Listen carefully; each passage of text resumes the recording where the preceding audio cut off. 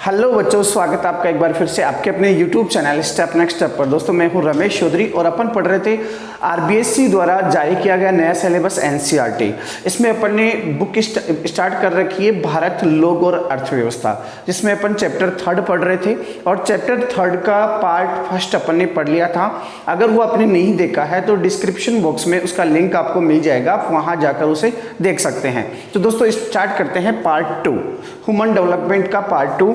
इसमें अपन पढ़ेंगे भारत में मानव विकास सूचकांक। भारत, अपन ने देखा कि वर्ल्ड में जो ह्यूमन डेवलपमेंट है, ये जो ह्यूमन डेवलपमेंट इंडेक्स है, ये यूएनडीपी संस्था तैयार करती है। संयुक्त राष्ट्र विकास कार्यक्रम के द्वारा ये मानव विकास सूचकांक तैयार किया जाता है और उसके द्वारा जो मानव विकास सूचकांक तैयार किया जाता है दोस्तों, उसमें जो आखिरी जो सूचकांक तैयार किया गया, आखिरी जो रिपोर्ट प्रस्तुत की गई, उस रिपोर्ट में पहले नंबर पे जो देश है वो नॉर्वे है। याद रखना है दोस्तों, मानव विकास सूचकांक में वर्ल्ड में फर्स्ट नंबर पे नॉर्वे है, आफ्टर देन जर्मनी। नॉर्वे के बाद में जर्मनी, दोनों यूरोपियन कॉन्टिनेंट की कंट्रीज है। अगर अपन बात करें भारत की, तो भारत की वर्ल्ड में स्थिति बहुत ही गंभीर है, बहुत ही पिछड़ी हुई है। जो क्या है, 188 देशों में, टोटल 188 देशों का मानव विकास रिपोर्ट तैयार किया गया यूएनडीपी के द्वारा। इसमें से भारत का 131वां स्थान है, बहुत पीछे भारत है। भारत का जो ह्यूमन डेवलपमेंट इंडेक्स है वो 0.624 है, 0.624 भारत का ह्यूमन डेवलपमेंट इंडेक्स। भारत जो है मध्यम मानव विकास सूचकांक वाले देशों में है। तो दोस्तों भारत का स्थान 131वां है। भारत ह्यूमन डेवलपमेंट के मामले में बहुत ज़्यादा पिछड़ा हुआ है। तो आगे पॉइंट अपन देखते हैं, भारत का मानव विकास कम होने का कारण। दोस्तों भारत का मानव विकास सूचकांक कम होने के कारण है भारत की सामाजिक स्थिति, भारत की ऐतिहासिक स्थिति। सबसे पहले अपन बात करते हैं ऐतिहासिक स्थिति की। दोस्तों प्राचीन समय में या कुछ समय पहले ब्रिटिश रूल यहाँ पर लागू था, ब्रिटिश शासन यहाँ पर चल रहा था और उन्होंने भारत में बहुत तरीके से शोषण किया, यानी कि भारतीय जो क्षेत्र है इनको अच्छी तरीके से उन्होंने शोषित किया और शोषित करने की वजह से भारतीय लोग काफ़ी पिछड़ गए। इसके अलावा भारत में जो है सामाजिक भेदभाव, धर्म, जाति, लिंग आदि के आधार पर भेदभाव पाए जाते हैं, जिसकी वजह से भी ह्यूमन डेवलपमेंट बहुत ज़्यादा कम है। तीसरी अगर अपन बात करें तो भारत में अमीरी और गरीबी के बीच में भी खाई बहुत बड़ी है, यानी कि भारत का एक तबका बहुत ज़्यादा अमीर है और दूसरा तबका बहुत ज़्यादा गरीब है, जिसकी वजह से भी ह्यूमन डेवलपमेंट इंडेक्स में भारत बहुत पीछे है। इसके अलावा अगर अपन देखें तो जो लिटरेरी रेट है, जो साक्षरता का प्रतिशत है, वो भी काफ़ी कम है। और अपन देखते हैं कि ये सब चीज़ें हैं, ह्यूमन डेवलपमेंट जो रिपोर्ट तैयार की जाती है उसके जो सूचकांक है उसमें मुख्य चीज़ें देखी जाती है। एक तो आर्थिक जीवन का सूचक, एक देखी जाती है स्वस्थ जीवन का सूचक और एक देखी जाती है सामाजिक जीवन का या सामाजिक सशक्तिकरण का सूचक। अब आर्थिक जीवन के सूचक में, अगर आर्थिक उपलब्धियों के सूचक में अपन बात करें तो भारत में प्रति व्यक्ति आय बहुत कम है, भारतीय लोग काफ़ी पिछड़े हुए हैं, भारत में गरीबों का अनुपात ज़्यादा है, इसलिए भारत ह्यूमन डेवलपमेंट में बहुत पीछे है। तो भारत का स्थान 138 में से 188 देशों में 131वां स्थान है। अब अपन आगे बात करते हैं, भारत में जिस तरीके से यूएनडीपी पूरे वर्ल्ड में मानव विकास रिपोर्ट तैयार करती है, ठीक उसी प्रकार भारत में योजना आयोग जो है वो देश में मानव विकास रिपोर्ट तैयार करता है और उन्हीं सूचकों का प्रयोग करता है जिनका यूएनडीपी प्रयोग करता है। 3 सूचक जो मैंने बताया आपको, आर्थिक उपलब्धियों के सूचक, स्वस्थ जीवन के सूचक और सामाजिक सशक्तिकरण के सूचक। तो फर्स्ट अपन पढ़ रहे हैं आर्थिक उपलब्धियों के सूचक। तो एक बार अपन वापस चलते हैं कि भारत में जो मानव विकास रिपोर्ट तैयार करता है वो योजना आयोग करता है और योजना आयोग उसी को ध्यान में रखकर करता है जिस तरीके से यूएनडीपी तैयार करता है। तो भारत में जो मानव विकास रिपोर्ट तैयार की गई, आखिरी जो रिपोर्ट प्रस्तुत की गई, उसमें सबसे ऊपर जो राज्य आया वो केरल था। दोस्तों केरल टॉप में है, मानव विकास सूचकांक में टॉप में है। कारण यह है, प्रति व्यक्ति आय पंजाब की तुलना में केरल में कम है, दिल्ली की तुलना में कम है, लेकिन फिर भी मानव विकास सूचकांक ज़्यादा है। कारण यह है कि यहाँ पे लिटरेरी रेट यानी कि जो साक्षरता का प्रतिशत है वो भी काफ़ी ऊंचा है। इसके अलावा जो सेक्स रेशियो है, लिंगानुपात है, वो भी काफ़ी ऊंचा है। इस वजह से मानव विकास सूचकांक में केरल जो है वो पूरे राज्यों में पहले नंबर पे है। फिर इसके बाद में अगर अपन देखें कि न्यूनतम कौन से राज्य का है, सबसे कम कौन से राज्य का है, तो दोस्तों सबसे कम छत्तीसगढ़ का है। छत्तीसगढ़ एक ऐसा राज्य है जिसमें गरीबी का स्तर सबसे ज़्यादा है, जिसमें प्रति व्यक्ति आय भी बहुत कम है। तो सबसे कम मानव विकास सूचकांक छत्तीसगढ़ का है। राजस्थान की बात करें तो राजस्थान का देश में 17वां स्थान है ह्यूमन डेवलपमेंट इंडेक्स में, मानव विकास सूचकांक में राजस्थान का 17वां स्थान है। आगे अपन देखते हैं अब मानव विकास के सूचक। रिमेंबर करो, अभी मैंने मानव विकास के सूचक बताए थे, आपको 3 बताए थे। आर्थिक उपलब्धियों के सूचक, स्वस्थ जीवन के सूचक और सामाजिक सशक्तिकरण के सूचक। पहला अपन सूचक डिटेल से पढ़ रहे हैं और पहला सूचक कौन सा है? आर्थिक उपलब्धियों के सूचक। दोस्तों आर्थिक उपलब्धियों के सूचक का मीन्स होता है प्रति व्यक्ति आय या संसाधनों का उपलब्ध होना, और संसाधनों का उपलब्ध होने के साथ साथ उसमें न्याय संगत यानी कि देश के प्रत्येक व्यक्ति के पास में संसाधनों तक पहुंच होना। संसाधन उपलब्ध होना ही किसी देश के लिए महत्वपूर्ण नहीं होता, उस देश में जो संसाधन है उनकी सभी व्यक्तियों तक पहुंच भी होनी चाहिए। तो आर्थिक उपलब्धियों के सूचक में देखो दोस्तों, उपलब्ध संसाधन और उन तक सभी लोगों की पहुंच होनी चाहिए, तभी क्या होगा? व्यक्तियों की प्रति व्यक्ति आय बढ़ेगी। समझ रहे हो? अब आगे अपन देखते हैं कि प्रति व्यक्ति आय व जीडीपी। सबसे मोटा मुद्दा क्या है? सबसे बड़ा मुद्दा यह है कि आर्थिक उपलब्धियां यानी कि प्रति व्यक्ति आय कब बढ़ेगी?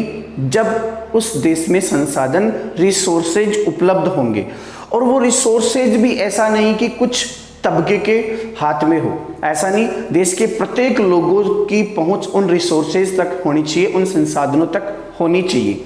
और तो सबसे बड़ी बात यह आती है इसमें, प्रति व्यक्ति आय कब बढ़ेगी? जब रिसोर्सेज संसाधनों तक व्यक्ति की पहुंच होगी। फिर देश की जीडीपी कब बढ़ेगी? जब संसाधन उपलब्ध होंगे। तो अपन बात यही कर रहे हैं कि प्रति व्यक्ति आय कितनी है भारत में और भारत की जीडीपी कितनी है, किस वजह से भारत पिछड़ा हुआ है। भारत में देखो, गरीबी रेखा से नीचे जीवन यापन करने वाले जो लोग हैं उनका प्रतिशत काफी ज्यादा है। गांवों की अगर अपन बात करें तो 25.7% जो है गरीबी रेखा से नीचे जीवन यापन करते हैं, बीपीएल श्रेणी में आते हैं, बिलो पॉवर्टी लाइन। कितने प्रतिशत? 25.7% गांवों में। और अगर शहरों की बात करें तो शहरों में इनका प्रतिशत है 13.7%। यानी कि भारत में बीपीएल श्रेणी के जो लोग हैं वो शहरों में कितने आते हैं? 13.7%, और गांवों में कितने आते हैं? 25.7%। और ओवरऑल अगर अपन भारत की बात करें कि पूरे भारत में कितने प्रतिशत लोग जो है गरीबी रेखा से नीचे जीवन यापन करते हैं, तो दोस्तों लगभग 21% गरीबी भारत में पाई जाती है। 21% लोग गरीबी रेखा से नीचे जीवन यापन करते हैं। आगे अपन देखते हैं कि ये जो बीपीएल श्रेणी के जो लोग हैं, क्या पूरे भारत में या सभी राज्यों में समान रूप से हैं? क्या सभी राज्यों में समान रूप से गरीब लोग रहते हैं? जी नहीं। गरीबों का जो अनुपात है किसी राज्य में बहुत ज्यादा है और किसी राज्य में बहुत कम है। यानी कि कह सकते हैं कि किसी राज्य की जीडीपी बहुत ज्यादा है और किसी राज्य की जीडीपी बहुत कम है। तो अगर देखें अपन, 30% से अधिक बीपीएल श्रेणी में आने वाले लोगों की संख्या सबसे ज्यादा छत्तीसगढ़ में है। अभी मैंने बताया भारत का सबसे गरीब राज्य कौन सा है? छत्तीसगढ़ है। मानव विकास सूचकांक में सबसे पीछे कौन है? छत्तीसगढ़ है। तो सबसे ज्यादा जो बीपीएल श्रेणी के लोग हैं वो छत्तीसगढ़ में है। समझ रहे हो? गरीबों में सबसे ज्यादा कौन सा राज्य आता है? छत्तीसगढ़। आफ्टर देन मध्य प्रदेश और उड़ीसा। यानी कि गरीबी की दृष्टि से अपन देखें तो सबसे पिछड़ा हुआ राज्य है छत्तीसगढ़, फिर उसके बाद में मध्य प्रदेश और फिर आता है उड़ीसा।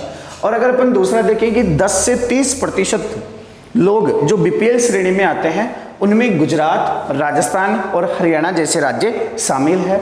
और तीसरा अपन देखें कि 10% से भी कम गरीबी किन राज्यों में पाई जाती है। दोस्तों अपन ने भारत का ओवरऑल जो कंप्लीट अपन बीपीएल श्रेणी के लोगों का प्रतिशत देखा तो 21% है। यहाँ पर 10% से कम वाले राज्यों में देखो पंजाब, आंध्र प्रदेश और दिल्ली, ये ऐसे राज्य हैं जिनमें गरीबी का प्रतिशत 10% से भी कम पाया जाता है। अर्थात इन राज्यों में प्रति व्यक्ति आय बहुत ज़्यादा है और इन राज्यों में प्रति व्यक्ति आय बहुत कम है। यही कारण है कि ये जो राज्य है ये मानव विकास सूचकांक में उच्च स्थान रखते हैं, जबकि ये राज्य मानव विकास सूचकांक में निम्न स्थान रखते हैं। एक बात और अपन देखें कि ये राज्य पंजाब, जिसमें प्रति व्यक्ति आय सबसे ज़्यादा है, अपने देश में प्रति व्यक्ति आय सबसे ज़्यादा किस में है? पंजाब में है। लेकिन फिर भी ह्यूमन डेवलपमेंट रिपोर्ट में पंजाब का पहला स्थान नहीं है। किसका है पहला स्थान? केरल का। अभी मैंने बताया कि केरल जो है प्रति व्यक्ति आय उच्च होने के साथ साथ लिटरेरी रेट और सेक्स रेशियो में भी आगे है, यानी कि साक्षरता का प्रतिशत और लिंग अनुपात में भी आगे है, इसलिए ये मानव विकास सूचकांक में आगे है। फिर आगे अपन देखते हैं, एक पॉइंट आता है निरपेक्ष गरीबी। निरपेक्ष गरीबी क्या होता है दोस्तों?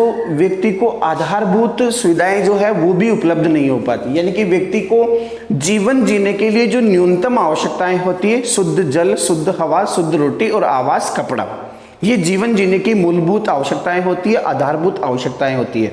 अगर किसी व्यक्ति के पास में ये आधारभूत सुविधाएं भी नहीं है तो उसे गरीबी में शामिल किया जाता है और ये निरपेक्ष गरीबी का एक रूप होता है। आपने 10th क्लास में पढ़ा होगा, गरीबी के 2 रूप होते हैं, सापेक्ष और निरपेक्ष। तो यहाँ पर अपन निरपेक्ष गरीबी की बात कर रहे हैं, जिसमें व्यक्ति के पास में आधारभूत सुविधाएं उपलब्ध नहीं होती है, और ऐसे लोग भारत में 21% है जिनके पास में जीवन जीने के लिए न्यूनतम आवश्यकताएं भी उनकी पूरी नहीं हो पा रही है। कारण क्या है? इस गरीबी का कारण क्या है दोस्तों? अपन पढ़ क्या रहे हैं? ह्यूमन डेवलपमेंट इंडेक्स पढ़ रहे हैं इंडिया में, और इसका पहला सूचक पढ़ रहे हैं, और पहला सूचक क्या है? आर्थिक उपलब्धियों का सूचक। और आर्थिक उपलब्धियों का मीन्स होता है प्रति व्यक्ति आय। प्रति व्यक्ति आय मीन्स गरीबी से रिलेटेड है, यानी कि किन लोगों का प्रति व्यक्ति आय ज्यादा है, किन लोगों की जो इनकम है वो कम है। तो पर पर्सन इनकम किन राज्यों में ज्यादा है? इनमें है, और इनमें इनकम कम है। ओके दोस्तों, आगे पर देखते हैं कारण क्या है, गरीबी का कारण क्या है। तो दोस्तों गरीबी का कारण मुख्य वजह होता है व्यक्ति को रोजगार न मिल पाना। अगर व्यक्ति को रोजगार नहीं मिल पाता तो वो गरीबी के अंदर चला जाता है, और गरीबी के अंदर जाने की रोजगार न मिलने का कारण क्या है? जनसंख्या का लगातार बढ़ना, और जनसंख्या लगातार बढ़ने की वजह से अनियंत्रित बेरोजगारी का सामने आना। अनियंत्रित बेरोजगारी के आने से लोगों को रोजगार नहीं मिल पाता, और वो अपने जीवन जीने के लिए जो न्यूनतम आवश्यकताएं हैं वो भी पूरी नहीं कर पाते। तो इस तरीके से अपन ने पहला सूचक पढ़ा, और पहला सूचक क्या था? आर्थिक उपलब्धियों का सूचक। इसमें अपन ने क्या देखा? प्रति व्यक्ति आय और गरीबी, इन दोनों के बारे में अपन ने चर्चा की। अब अपन बात करते हैं किसके बारे में? आगे वाला जो सूचक है मानव विकास सूचकांक का, आगे वाला सूचक कौन सा? स्वस्थ जीवन का सूचक। सबसे पहले अपन बात करते हैं जो स्वस्थ जीवन है वो होता क्या है। रोग व पीड़ा से मुक्त और एक लंबी आयु जीना स्वस्थ जीवन होता है। किसी भी प्रकार का रोग व किसी भी प्रकार की पीड़ा नहीं होनी चाहिए, और एक लंबी आयु व्यक्ति को मिले, वही क्या होता है? स्वस्थ जीवन होता है। ऐसा नहीं है कि व्यक्ति को लंबी आयु तो मिल रही है लेकिन वो किसी न किसी रोग से ग्रसित है, तो इसे स्वस्थ जीवन नहीं कहा जा सकता। और ये स्वस्थ जीवन कब मिलेगा? जब शिशु मृत्यु दर में कमी आएगी, यानी कि शिशु मृत्यु दर जो है उसमें गिरावट आएगी। इसके अलावा मातृ मृत्यु दर में भी गिरावट आएगी। इसके अलावा वृद्ध स्वास्थ्य सेवाएं संबंधी उपलब्ध होगी, वृद्धों के स्वास्थ्य से संबंधित सेवाएं उपलब्ध होगी। साथ ही पर्याप्त पोषण लोगों को मिल पाएगा, तभी लोग एक लंबी आयु और रोग और पीड़ा से मुक्त रह पाएंगे।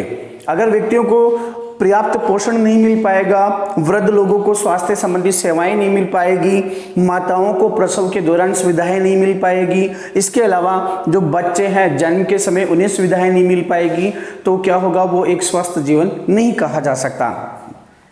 तो शिशु मृत्यु दर को कम करके, मातृ मृत्यु दर को कम करके, वृद्धों के लिए स्वास्थ्य सेवाएं प्रोवाइड करा के, और इसके अलावा जो पर्याप्त पोषण है वो लोगों को प्रोवाइड करा के अपन क्या कर सकते हैं? लोगों को एक लंबी आयु और जो भी रोग और पीड़ा से मुक्त हो ऐसा जीवन अपन उन्हें दे सकते हैं। इसके बाद में अगर अपन देखें तो भारत में 1951 से लेकर 2015 तक बहुत सराहनीय कार्य किया है। इसमें बहुत उपलब्धियां हासिल की है। कुछ आंकड़ों की ओर अपन चलते हैं। कुछ आंकड़े हैं, देखिए 1951 में जो मृत्यु दर थी जो डेथ रेट थी वो 25 प्रति हजार थी, जो 2015 में घटकर 6.5 प्रति हजार हो गई। यानी कि 1000 व्यक्तियों में जो 25 व्यक्तियों की मृत्यु दर थी वो कितनी हो गई? 6.5%। बहुत अच्छा सराहनीय कार्य किया है, काफ़ी गिरावट यहाँ पर भारत ने दर्ज की है। दूसरा, अपन शिशु मृत्यु दर की बात करें, यानी कि जन्म लेने के बाद में अगर शिशु जो है कुछ समय बाद में ही मर जाता है, तो 1951 में ये आंकड़ा 148 था।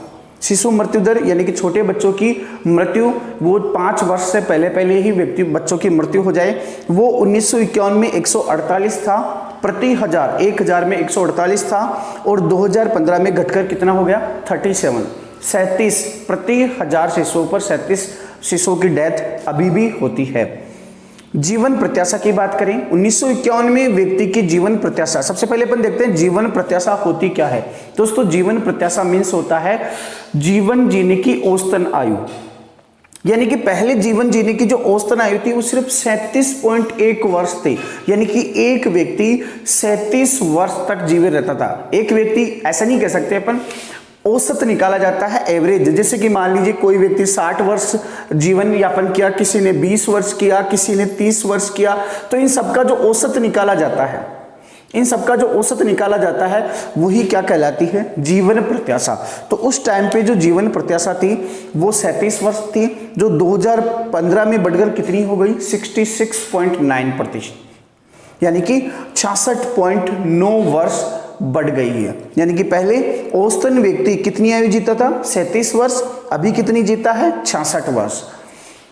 ये पुरुषों की बात हुई। अगर स्त्रियों की देखें अपन जीवन प्रत्याशा, तो 1951 में स्त्रियों की जीवन प्रत्याशा थी 36.2 वर्ष, और पुरुष अभी वर्तमान में 2015 में कितनी हो गई? 70 वर्ष। तो जीवन प्रत्याशा आप समझ गए होंगे। मैं दोबारा से बताता हूं, देश में रहने वाले लोगों के जीवन जीने की औसतन आयु। अब ये कैसे कैलकुलेट की जाती है? एवरेज आपको निकालना आता होगा, यानी सभी जो लोग हैं उनकी डेथ के समय उनकी आयु दर्ज की जाती है, सबकी आयु दर्ज करके देश की कुल पॉपुलेशन का भाग दे दिया जाता है, तो वो एवरेज आ जाता है, औसतन आ जाता है। उसे औसतन आयु को ही क्या कहते हैं? जीवन प्रत्याशा।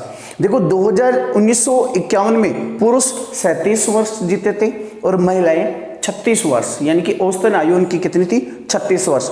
2015 में पुरुषों की कितनी होगी? 66, और महिलाओं की कितनी होगी? 70। यानी कि इसमें भी भारत ने भी काफी अच्छा सराहनीय कार्य किया है, जीवन प्रत्याशा को काफी हद तक बढ़ाया है। यहां तक कि अपन कह सकते हैं कि जस्ट डबल ही कर दिया। अगर जन्म दर की बात करें, बर्थ रेट की बात करें, तो दोस्तों भारत जैसे देश में बर्थ रेट एक समस्या है।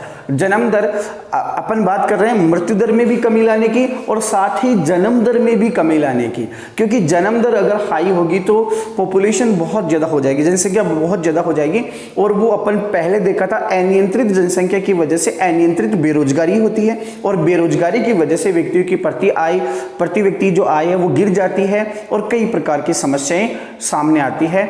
तो उसी तरीके से जन्म दर को कंट्रोल करना भी जरूरी है। तो पहले जो जन्म दर थी 1951 में 40% थी, और वर्तमान में ये कितनी प्रतिशत है? 20%, जो भी काफी अच्छा सराहनीय कार्य भारत ने किया है। लिंगानुपात की बात करें तो यहां तक अपन देखते हैं कि भारत ने एक अच्छा सराहनीय कार्य किया है, चाहे से डेथ रेट हो, चाहे से बर्थ रेट हो, चाहे से जो शिशु डेथ रेट हो, या फिर जीवन प्रत्याशा हो, इन सब में भारत ने सराहनीय कार्य किया है। लेकिन अगर बात करते हैं लिंगानुपात की, दोस्तों लिंगानुपात क्या होता है? 1000 पुरुषों पर स्त्रियों की संख्या को लिंगानुपात कहते हैं।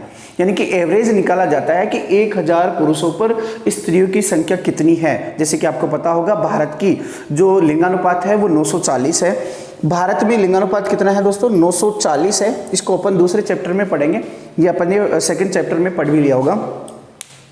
तो लिंगानुपात भारत का 940 है, लेकिन वर्तमान में अगर देखें अपन 1000 पुरुषों पर 940 स्त्रियां हैं तो वो बहुत ही पीछे है।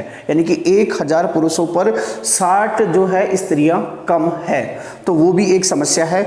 अगर अपन देखें राज्यों के अकॉर्डिंग, तो एक केरल राज्य को अगर अपन छोड़ दें तो उसका जो लिंगानुपात है वो 1000 से अबव है। बाकी सभी राज्यों में गिरावट दर्ज की गई है, सभी राज्यों में पुरुषों की तुलना में महिलाओं की संख्या कम है, अपवाद स्वरूप केरल को छोड़कर। अगर अपन देखें 0 से 6 आयु के जो बच्चे हैं, 0 से 6 आयु के बच्चों में जो लिंगानुपात अपन देखें कि 1000 बच्चों पर कितनी बालिकाएं हैं, कितनी लड़कियां हैं, तो दोस्तों 0 से 6 आयु वर्ग में बहुत ही कम लिंगानुपात दर्ज किया गया और सबसे कम लिंगानुपात दर्ज किया गया हरियाणा में, सिर्फ 850। दोस्तों कभी ना ये बच्चे आगे चलकर क्या होंगे, ये युवा होंगे, और जब युवा होंगे तो 1000 जो युवा है उनमें आप देख रहे हो सीधा सा आंकड़ा 150 जो बालिकाएं हैं, 150 जो युवतियां हैं वो कम रहेगी। कारण क्या है इसका लिंगानुपात में गिरावट होने का कारण क्या है? एक तो लोगों का सामाजिक दृष्टिकोण, लोग जो है भारत में, अभी अपन ने डिस्कस किया कि भारत में सामाजिक भेदभाव बहुत ज़्यादा पाया जाता है, लिंग के आधार पर भेदभाव पाया जाता है। लोग जो है बालिकाओं की अपेक्षा बालकों को ज़्यादा महत्व देते हैं, यानी कि लड़कियों की अपेक्षा लड़कों को ज़्यादा महत्व देते हैं, जिसकी वजह से लिंगानुपात में गिरावट दर्ज किया गया है। इसके अलावा घरेलू हिंसा, दहेज हत्या, कई प्रकार की समस्याएं, बलात्कार, कई प्रकार की समस्याएं अपने को रोज आए दिन देखने को या सुनने को मिलती है। दूसरा कारण क्या है? वैज्ञानिक तकनीक। दोस्तों ये जो मॉडर्न टेक्नोलॉजी है, वैज्ञानिक जो साइंटिस्ट टेक्नोलॉजी है, जिससे क्या होता है माँ के गर्भ में ही पता लगा लिया जाता है कि लड़का है या लड़की है, यानी कि वैज्ञानिक तकनीक के आने से लिंग का निर्धारण होने लग गया, जिसकी वजह से क्या होता है कि माँ के गर्भ में ही लिंग का पता कर लिया जाता है कि लड़का है या लड़की है। अगर लड़की होती है तो गर्भ में ही मरवा दिया जाता है। हालांकि ये अभी भारत में पूरी तरीके से बैन है, कहीं पर भी लिंग निर्धारण करना एक कानूनन अपराध है। इसके बाद में ये आपका हो गया आपका स्वस्थ जीवन का सूचक। स्वस्थ जीवन के सूचक के बाद में तीसरा अपन देखते हैं सामाजिक सशक्तिकरण का सूचक। सामाजिक सशक्तिकरण का सूचक, देखो दोस्तों विकास क्या है, सीधा सा अपन देखें तो विकास है भूख, गरीबी, दासता, अज्ञानता, निरक्षरता आदि से मुक्ति ही क्या है? विकास है। भूख यानी कि लोगों के पास में पर्याप्त पोषण होना चाहिए, तभी क्या होगा? लोग स्वस्थ जीवन जिएंगे। इसके अलावा गरीबी से लोगों को मुक्ति अगर मिल जाएगी तो विकास होगा। दासता आप जानते हो, दास बनाकर रहना जो पहले चलती थी प्रथा, दासता से मुक्ति मिल जाए लोगों को। अज्ञानता, लोग साक्षर हो जाए, अज्ञानता से मुक्ति मिल जाए। निरक्षरता, लोग साक्षर हो जाए तो क्या होगा? अपने आप ही डेवलपमेंट होने लगेगा, विकास होने लगेगा। और विकास तभी संभव है, कब संभव है? जब इन सब से मुक्ति मिल सके। और ये मुक्ति कब मिलेगी? जब व्यक्ति अपने सामाजिक और अपने अन्य विकल्पों का चयन करने में सक्षम हो जाएगा। व्यक्ति अपने रोजगार को, अपनी पोषण को, इन सबको चयन करने में सक्षम हो जाएगा। अपनी जो भी सुविधाएं हैं उनको चुनने में सक्षम हो जाएगा, संसाधनों तक वो पहुंच पाएगा, तो क्या होगा? इन सबसे मुक्ति मिल जाएगी। और लोग अपने जो विकल्प है उनको चुनने में सक्षम कब होंगे? जब व्यक्ति साक्षर हो जाएगा। यानी कि अपन कह सकते हैं कि भूख, गरीबी, दासता, अज्ञानता, निरक्षरता, इन सब से मुक्ति का जो रास्ता है वो साक्षरता से होकर गुजरता है। यानी कि अगर व्यक्ति को साक्षरता, यानी कि व्यक्ति अगर ज्ञान ले लिया, व्यक्ति साक्षर है तो इन सब से वो मुक्ति पा सकेगा। उदाहरण के लिए थोड़ा सा मैं बता दूं, अगर व्यक्ति साक्षर हो जाता है, व्यक्ति पढ़ लिख जाता है तो क्या होता है? व्यक्ति को रोजगार मिल जाता है, व्यक्ति एक अच्छा रोजगार पाता है, और अच्छा रोजगार पाने पर उसकी प्रति व्यक्ति आय बढ़ती है, और प्रति व्यक्ति आय बढ़ने पर देखिए इससे मुक्ति मिल जाएगी, दास्ताव से नहीं करनी पड़ेगी, अज्ञानता से मुक्ति मिल जाएगी और निरक्षरता से मुक्ति मिल जाएगी, और अपने हर प्रकार के विकल्पों का वो चयन करने में सक्षम हो जाएगा। तो इन सबका रास्ता कहाँ से होकर गुजरता है? साक्षरता से होकर गुजरता है। अब अगर साक्षरता यानी कि लिटरेरी रेट की बात करें भारत में, तो भारत साक्षरता दर में काफी पिछड़ा हुआ है। विश्व के ऐसे बहुत सारे देश हैं जिनमें 100% साक्षरता पाई जाती है, 100% लिटरेरी रेट पाई जाती है। नॉर्वे, स्वीडन, ऑस्ट्रेलिया, जर्मनी, इन देशों में 100% यानी कि पूरे 100% साक्षरता पाई जाती है। और दूसरी ओर अगर अपन बात करें भारत की, तो भारत की जो साक्षरता प्रतिशत है वो 76.04% है, जो काफी कम है। कितनी है दोस्तों? भारत की लिटरेसी रेट कितनी है? 76.04%। और अगर अपन बात करें वुमेन्स की, महिलाओं की, तो वो और भी पिछड़ी हुई है, 65.46% महिला साक्षरता भारत में है। अगर साक्षरता इतनी कम होगी तो क्या होगा, लोग अपने विकल्पों का चयन नहीं कर पाएंगे, और जो लोग साक्षर नहीं है वो विकल्पों का चयन नहीं कर पाएंगे, और जब उनके पास में विकल्पों का चयन करने में सक्षमता नहीं होगी, वो सक्षम नहीं होंगे, तो इस प्रकार की समस्याओं का उनको सामना करना पड़ेगा। अगर अपन देखें राज्यों के अकॉर्डिंग, तो राज्यों के अकॉर्डिंग अगर अपन लिटरेसी रेट, साक्षरता दर देखें तो बिहार का सबसे कम साक्षरता प्रतिशत है। बिहार में निरक्षरता सबसे ज़्यादा है, यानी कि साक्षरता प्रतिशत सबसे कम है। कितना प्रतिशत है? 63%। साक्षरता की दृष्टि से भारत का सबसे पिछड़ा हुआ राज्य बिहार है। और अव्वल राज्य की बात करें तो अव्वल राज्य है केरल। दोस्तों, जहाँ पे साक्षरता दर बढ़ जाएगी, जहाँ से अज्ञानता हट जाएगी, जहाँ से निरक्षरता हट जाएगी, वहाँ पे क्या होगा, मानव विकास उच्च होगा। मानव विकास उच्च क्यों होगा दोस्तों? जब अज्ञानता हट जाएगी तो लोग किसी प्रकार का कोई भेदभाव नहीं करेंगे, चाहे जातिगत हो, चाहे धर्म के आधार पे हो, चाहे लिंग के आधार पे हो। और जब भेदभाव नहीं होगा तो अपने आप ही ह्यूमन डेवलपमेंट बढ़ने लगेगा। अपन चर्चा करते हैं भारत केरल का जो लिंगानुपात है वो भारत में सबसे टॉप पर है। साक्षरता में भारत सबसे टॉप पे है। प्रति व्यक्ति आय हालांकि पीछे है, लेकिन ह्यूमन डेवलपमेंट में केरल सबसे आगे है। कारण यही है, केरल में स्त्री साक्षरता की बात करें, चाहे पुरुष साक्षरता की बात करें, या इसके अलावा जो सेक्स रेशियो है, लिंगानुपात, उसकी बात करें, तो इन सब मामलों में केरल बहुत आगे है। इसलिए ह्यूमन डेवलपमेंट इंडेक्स में भी पहले स्थान पे किसका स्थान आता है? केरल का आता है। तो दोस्तों, ये हो गई मानव विकास सूचकांक के सूचक। 3 सूचक अपन ने पढ़े। आर्थिक उपलब्धियों के सूचक, जिसमें अपन ने गरीबी और प्रति व्यक्ति आय की चर्चा की। दूसरा अपन ने स्वस्थ जीवन का सूचक पढ़ा। स्वस्थ जीवन के सूचक में अपन ने जन्म दर, मृत्यु दर, मातृ मृत्यु दर, शिशु मृत्यु दर और लिंगानुपात के बारे में पढ़ा। और तीसरा अपन ने पढ़ा कौन सा? सामाजिक सशक्तिकरण के सूचक, जिसमें अपन लिटरेसी रेट यानी कि साक्षरता का प्रतिशत अपन ने देखा। तो दोस्तों, अध्याय 3 का ये दूसरा पार्ट था। तीसरा पार्ट जल्द ही मैं अपलोड कर दूंगा, तब तक बने रहिए मेरे साथ में।